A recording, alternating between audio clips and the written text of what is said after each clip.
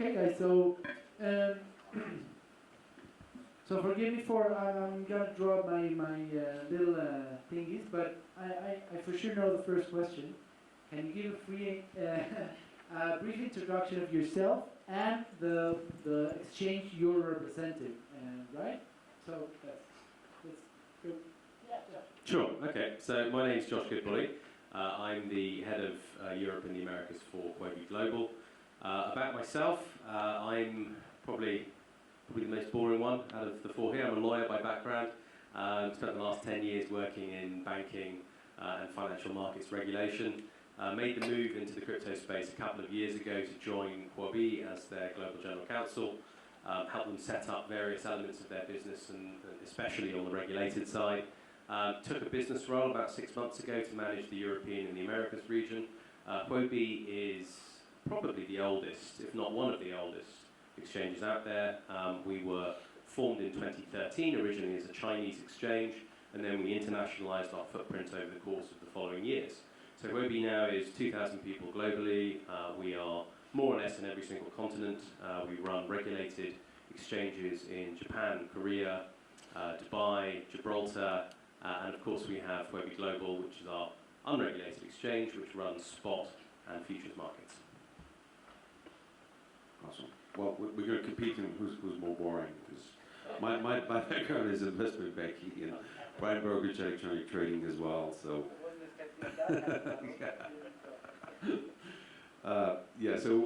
I'm a founder and CEO of Bequant. We're based in London and Malta, getting regulated in Malta. We focus on institutional clients and trying to bridge the gap between the traditional finance and the digital asset space by building a very traditional sort of a prime broking investment banking product line to lure more institutional flow into the space. So we have an operating exchange, custody business, and building a prime brokerage, trying to be sort of to offer a one-stop solution for hedge funds, asset managers, and so on and so forth. Hello. Hi, I'm Sunny. I'm head of product at Kyber Network.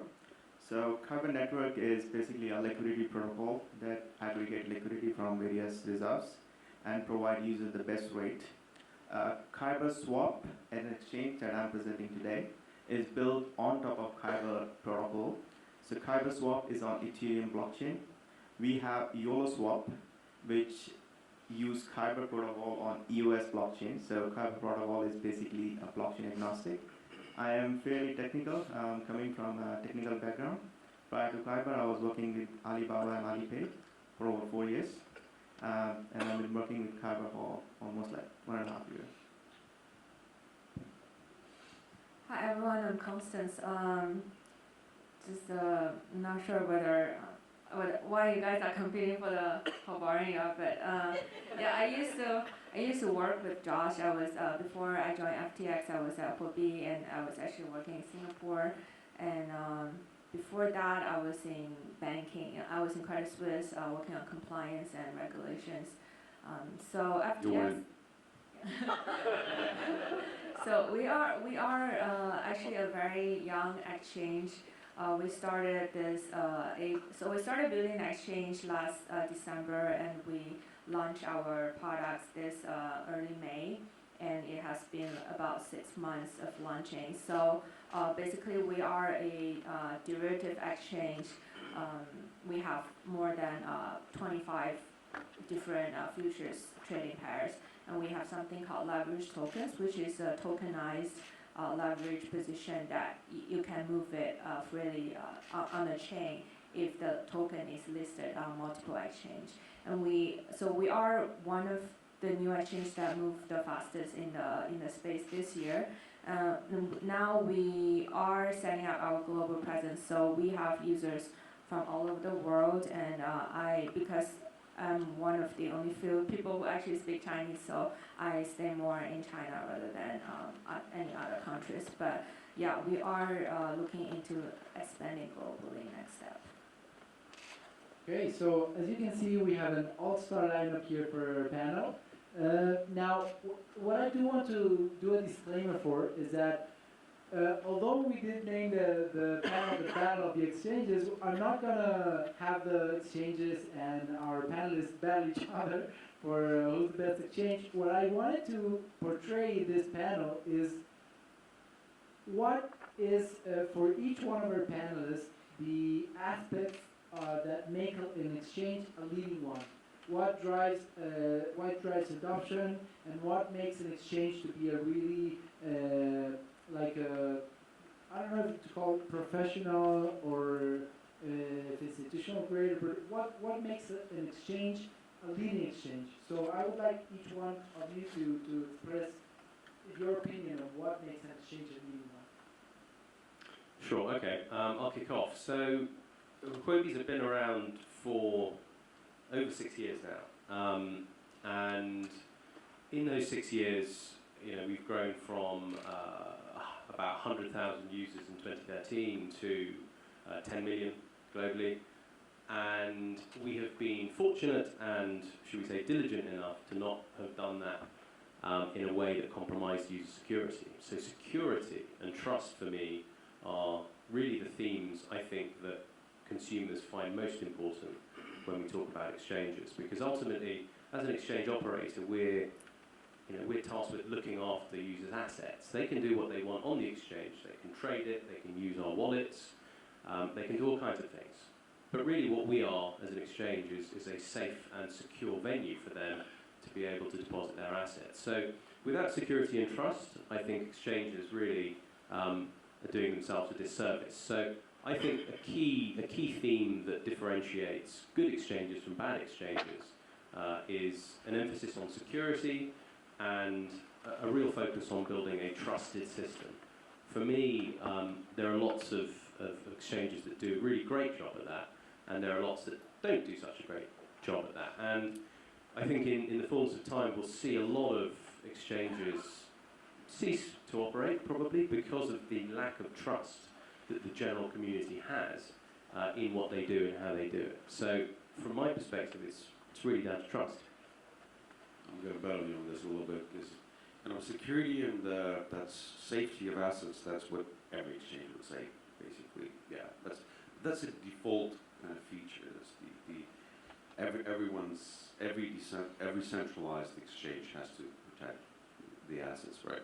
And even the exchanges that have been hacked will tell you, yeah, our main priority is safety and security. Just like you board a plane, they'll always tell you it's safety, security, and your comfort, and that's the same thing here, basically, right?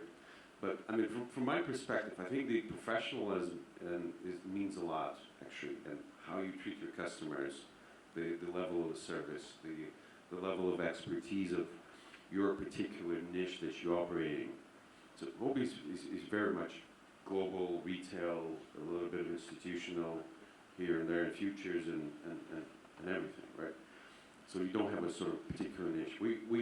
Bequant concentrates on the institutional niche, so we very much tailor to the professional, very demanding client base with their specific requirements, like requirements for technology, for compliance, for liquidity. So we have to provide a lot of those things to them to be able to sort of match that professionalism brackets.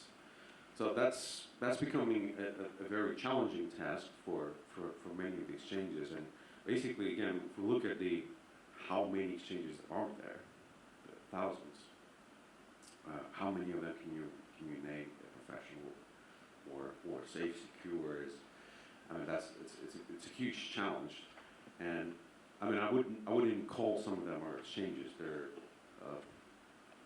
tech firms of some sort that have a composition of a matching engine, maybe, and a couple of support functions, but they're not really an exchanges. To run an exchange, you need a massive resource to operate multiple different functions and features with staff, with the professionalism and expertise in multiple different areas, to be able to kind of be at that very high standard of quality and profession. Okay, I will talk about from a decentralized exchange point of view. So last year when I joined Kyber Swap, we were globally number 4, number 5. Now we are constantly number 1 and number 2. So over the last 1 year, we have seen our daily volume growing 6 times. So I can tell you what are the things that I did to basically succeed or to make Kyber Swap a success. For decentralized exchange, the first thing is that we need is liquidity. So when user is trading token A to token B, there would always be a slippage. So liquidity solved that problem. Hernan already pointed out that. So Kyber Swap basically a liquidity protocol. So that was key thing for us. The second is focus on the product. So everybody knows that decentralized exchange user experience and a centralized user experience is quite different.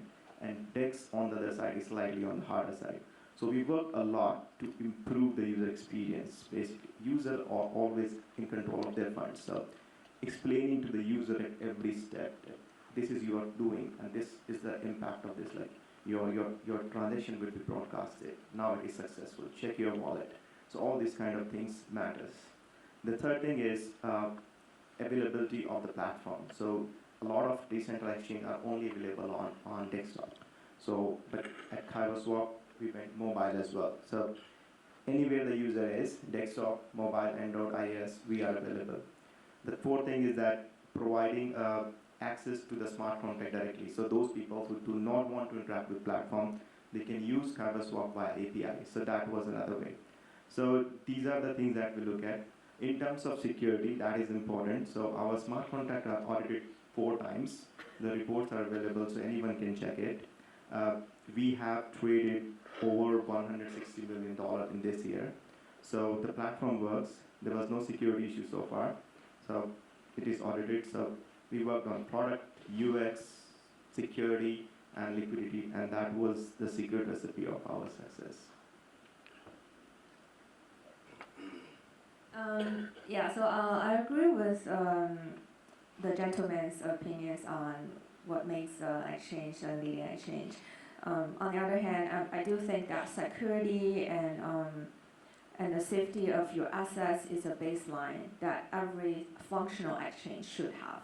So if you can, so thinking from a user's perspective, if you want to pick what exchange you are looking to trade, so firstly, you definitely want your money to be safe, right? And then secondly, if we think one step further, what really makes you want to trade on exchange is the liquidity, is the volume, but whether you can get the trades done. If you can't even get the trades done, what's the exchange there for, right? It's not an exchange. You could call a bank, or you just put your money there to be safe. It's like a safe box.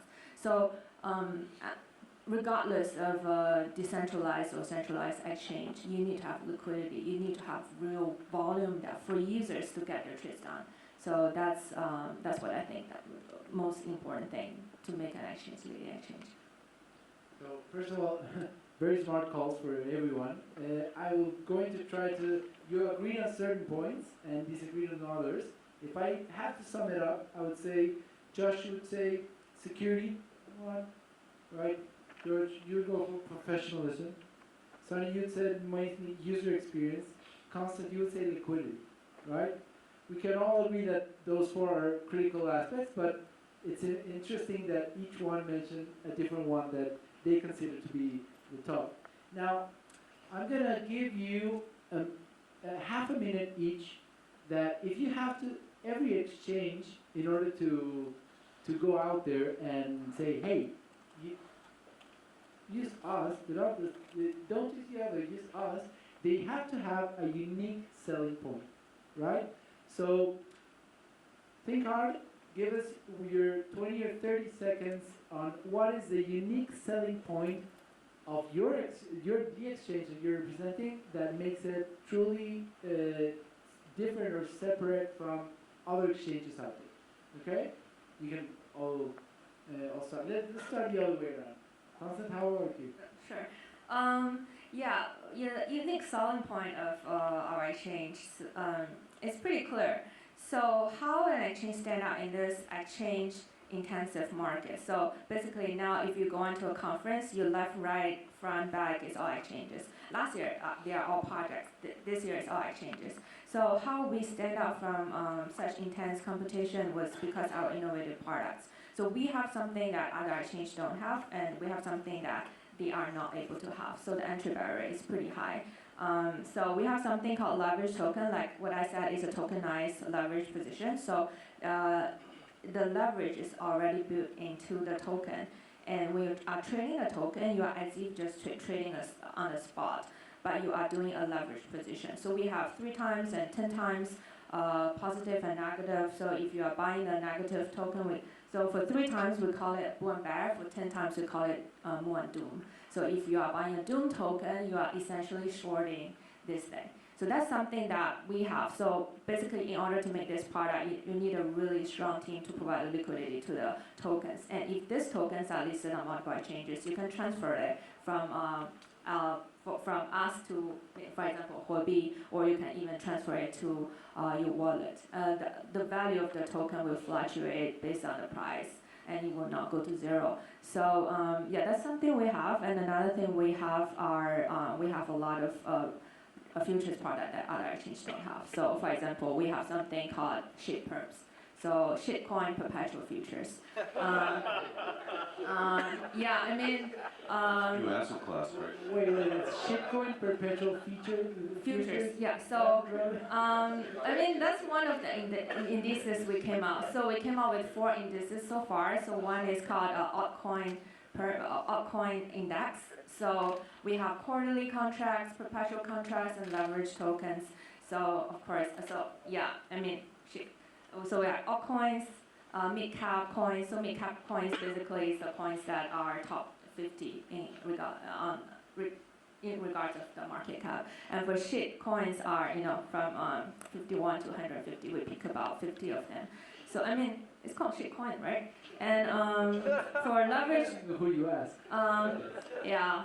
So for leverage tokens, it's even funnier. So we were thinking, normal coins for their 3 times and 3 times leverage token is called bull bear. For shit coins, it's called bullshit and bear shit. So yeah.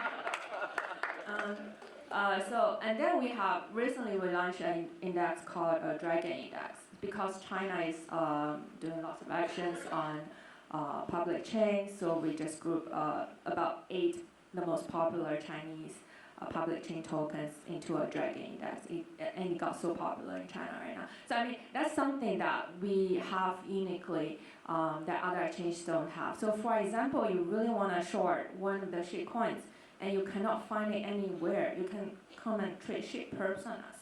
So yeah, I mean. So if we sum it up, you can short shitcoins on FTX. Yeah, please do that. Okay, That would be greatly welcome. that's truly unique, and the fact that they actually call it shitcoins. Sunny, what would you go for? So, if you truly believe in the movement of blockchain, if you truly believe that you want to control your fund, you want to be anonymous, and you want it to be fully transparent, come to decentralized exchange. Yeah, that is one line summary. We do support certain amount with a KYC.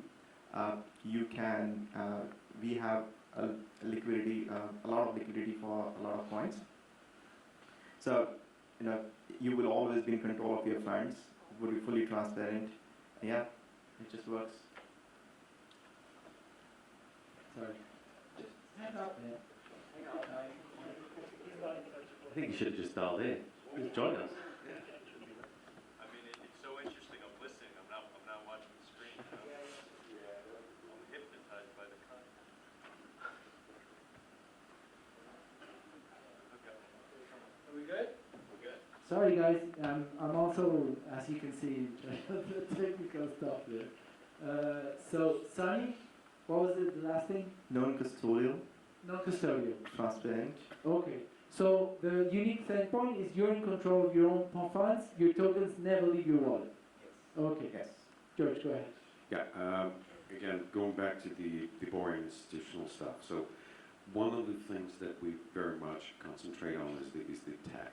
So we tailor to a lot of the HFT traders that are extremely granular about how they build their algorithms and their IT infrastructure. So we ultimately have to sort of match what the standards of the traditional financial infrastructure is, which is the matching engine that is robust, that is its uptime is 100%, and has the proper sort of the data center technology and so on. So we have our matching engine hosted at LD4 in Equinix in London, one of the largest data centers for a lot of the financial community and a lot of the high-speed traders. Our matching engine tick to trade is less than 500 microseconds. It's approaching the level of the London Stock Exchange and CME, which is like roughly 250 to 100 microseconds for CME, for example. So the fixed connectivity, which is again financial market standard access, and the robustness and the capacity of the matching engine to handle flow. So we plugged in, we sourced liquidity from HitBTC and a number of other exchanges together, so that volumes and the capacity is extremely important, especially during the peak times when you have many exchanges going down. As soon as they see any uptick in flows, our uptime is very stable. So the tech is superior from us. So what if I would have to sum it up? You'd say bridging the large pockets with our little crypto bubble. Sorry, I didn't get that. Like bridging institutional finance to our own crypto. Well, absolutely. As far as the technology concerned, yes, absolutely. Yeah, that's the thing. That's good, Josh. So I think the word I'd use is comprehensive. What we do at Huobi is we offer a comprehensive solution, and that covers the retail market as much as it does the institutional market. We are lucky in that we've been around for over 6 years. We've been there at the very beginning, the boom, the bust, and we're still here. And that's given us, I would say, a depth of understanding of the crypto markets. We've seen three bear markets, and we've weathered them, and we've still continued to bring out new products during those periods of time. So, what you see when you lift up the hood and you look into the Huobi ecosystem is you've got a spot exchange that's retail and institutional friendly, because we have an institutional team globally that can cater to the most sophisticated of clients. We've got a futures exchange that's equally retail and institutional friendly. And then we have all these ancillary products like lending, staking as a service, other things like, for example, EOS staking. We have a mining pool. We have all these ancillary ecosystem services that really bring a comprehensive, full-service approach to the crypto market. So we don't try and do everything for everyone, but what we try and do is do enough very well. And I think that's something that resonates with a lot of our clients in that they trust us. We're a very well-trusted brand in especially China, increasingly globally. And the ability to do a lot of things in one place in a trusted way, I would certainly say is a big strength for us. Nice. So we could really say that if you sum it up, like you're truly global and Comprehensive. Comprehensive. Yeah. Nice. So listen, guys, I'm gonna have to skip most of my questions because we ran out of time, and all of us want to go for a lunch break. So I'm gonna leave room for questions from you guys that you have for our panel representatives relative to their exchanges. Anything you want to know, and any question you want to ask them. Anyone? Yep. So my priority when I select my exchange or my state, as you guys have mentioned, is security. So I have asked questions on what your security looks like, and most of them say they're more secure, but how would you explain about your security that you convince your investors that you're safe or So this is a general question for anyone. So for the centralization among us, how do you guarantee the security of the user's funds? And then how do you make them trust you? Who wants to go right? So for us, we respond to users like super quickly. We understand that there's lots of exchanges saying they are secure, but when you actually having problems with your trades, with your funds, with your transfers, you couldn't find them, or you have to go through this long route of this customer support things. So for us, if anything happens to our users, we respond fast. We know that we let them know that we'll always be there. So for example, just a very simple example. So a lot of exchanges don't enable Ether smart contract transfer, but sometimes user accidentally will transfer Ether through smart contract. And in general, it takes about a month to get the money back, or even longer. For us, we will immediately credit the users and try to recover it ourselves. So I mean, that's something like we know that you can always find the exchange, people from the exchange to solve your problems. That's what makes user feel safe. It's not what you say to make. Of course, the technology has to be there. That's the baseline. That's my take. That's a good one. So they are there for their users. So for decentralized exchange, the funds are always in your wallet, so you don't have to worry about that. Second, you're not trusting a company, you're trusting a code which is open, so you can go and read it.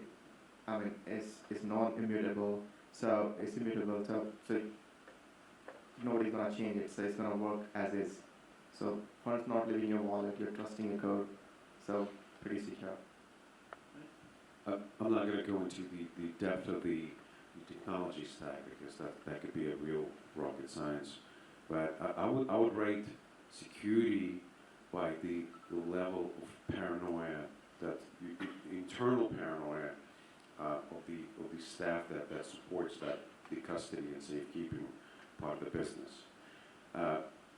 You essentially have to be paranoid about every single little bit of detail. So the cybersecurity risks are mostly lay within the internal staff and how the internal operational processes are structured.